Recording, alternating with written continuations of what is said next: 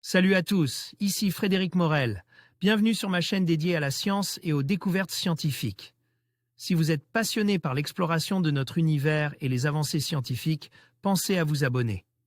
Aujourd'hui, on plonge dans un sujet fascinant qui repousse les limites de notre compréhension. Bonjour Allons-y. à tous. Aujourd'hui, je suis ravi de vous parler d'une découverte fascinante qui nous rapproche un peu plus de nos ancêtres. Dans cette vidéo, nous allons explorer le visage de l'homme de Denisova, une espèce humaine qui a longtemps été un mystère. Grâce à des avancées scientifiques récentes, nous avons enfin une idée de son apparence.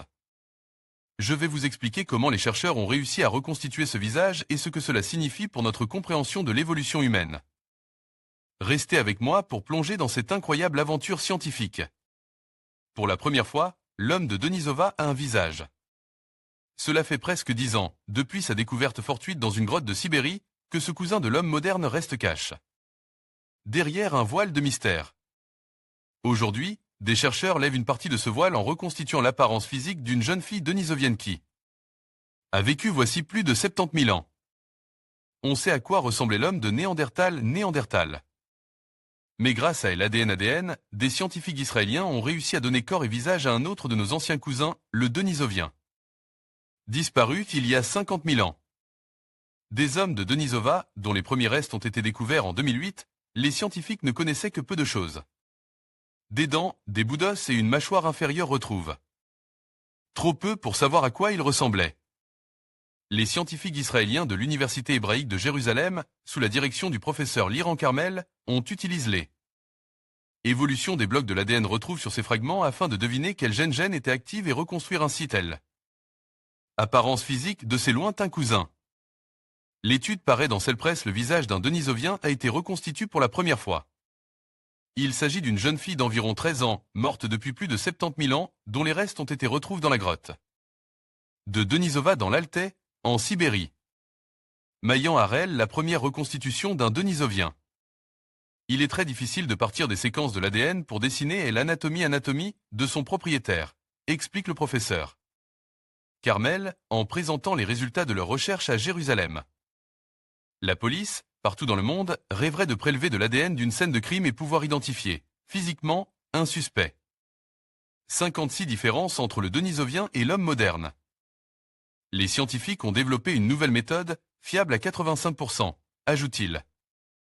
Ainsi, ils ont pu reconstituer, pour la première fois et après 3 ans de travail, l'aspect général des denisoviens, poursuit-il. Ils ont ainsi pu mettre en lumière 56 différences entre le denisovien et l'homme moderne, ainsi qu'avec l'homme de Néandertal. Le denisovien avait par exemple un petit front, contrairement à l'homme moderne, mais similaire à celui des Néandertaliens. Les denisoviens sont plus proches de l'homme de Néandertal que de nous, car ils sont plus proches sur l'échelle de l'évolution. Fait remarquer le professeur Carmel. Le scientifique espère que cette reconstitution permettra d'authentifier les crânes découverts en Chine il y a quelques années, et qui semblent, par leur largeur, appartenir aux denisoviens. Le professeur Liran Carmel montre à Jérusalem, le 19 septembre 2019, une sculpture en 3D du visage suppose d'un homme de Denisova. Menahem Kahana, AFP, un nouveau chapitre dans l'évolution humaine.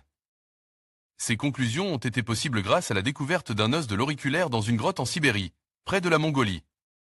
A raconte Erela Over, professeur d'archéologie préhistorique à l'Université hébraïque de Jérusalem. Des chercheurs, majoritairement russes, y mènent des fouilles depuis une quarantaine d'années. L'os appartient à une fille denisovienne de 13 ans, qui est morte dans la grotte de Denisova en Sibérie, il y a environ 70 000 ans, et elle nous a laissé son tout petit os rose, commente le professeur Carmel. Cet os de l'auriculaire a ouvert un tout nouveau chapitre dans l'évolution de l'homme, souligne-t-il.